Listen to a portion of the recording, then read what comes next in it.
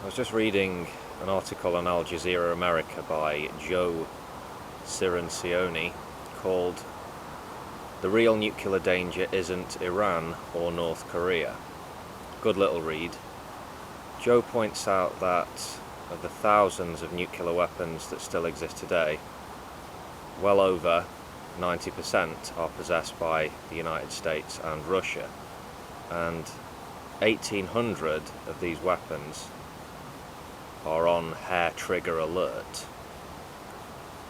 So since a hideous peak in the 1980s when more than 70,000 nukes were around, it's a wonder we're still here, isn't it? Do we live in a safer world today than a mere 30 years ago? You can make the case that we do.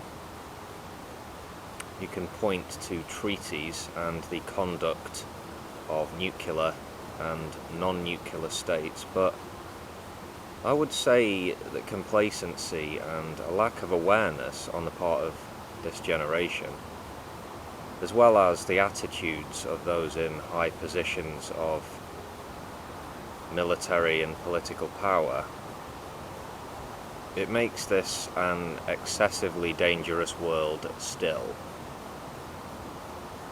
Is North Korea a possible threat? Maybe. A nuclear weapons attack in Southeast Asia would have global repercussions, of course. What if Israel used its nukes, the weapons they don't confirm or deny they have?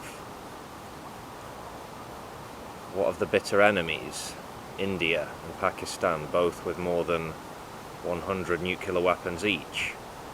What about us, the United Kingdom, or France, maybe China? Extremist governments can come to power, as we know. Paranoid and hateful people can achieve political power in industrial societies. Delusional control freaks, individuals who are willing to kill millions in the name of God, or for national glory, or a preservation of their civilization as they see it. WMDs in the hands of a maniac. It's not something we like to think about, but while nuclear weapons still exist, global civilization and our species remain under serious threat. To quote from the article, "Even as proliferation risks decrease, however, the risk of accident, miscalculation, or intentional use of one of the existing nuclear weapons is unacceptably high." End quote. The 1995 incident involving a Norwegian weather rocket is referenced here. Russia's senior military officials tell Boris Yeltsin that Russia is under attack. They have to launch hundreds of nuclear missiles at America. So Boris Yeltsin becomes the first Russian president to have the nuclear suitcase put in front of him. Yeltsin decides that the radars were wrong and the suitcase is closed. We are spared nuclear annihilation. This incident surely makes you see, though, one miscalculation, one monumental fuck-up. The Russians think the Americans are attacking, or vice versa, and that's it. Third World War. Earlier this year, the 9th Review Conference of the parties to the Treaty on the Non-proliferation of Nuclear Weapons took place at the United Nations. This conference takes place every 5 years. This last one, that was the 9th one. Yeah, the countries of the world look to the US and to Russia when it comes to nuclear weapons for the obvious reason that these countries still have monstrous stockpiles of nukes. Yeah.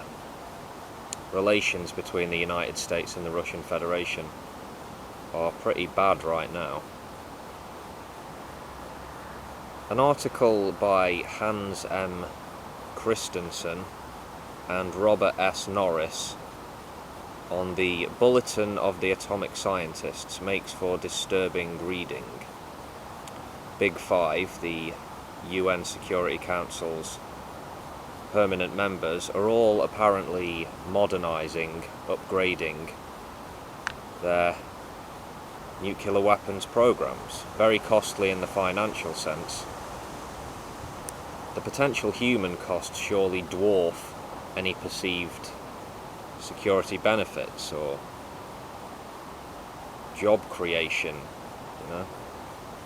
Yeah, the potential human costs are just nightmarish. Yeah.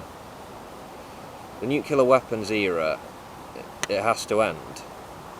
False notions that these weapons mean greater national or international security, they have to be rejected, done away with. But modernisation of remaining arsenals seems to be the way it's going right now, so yeah, not good.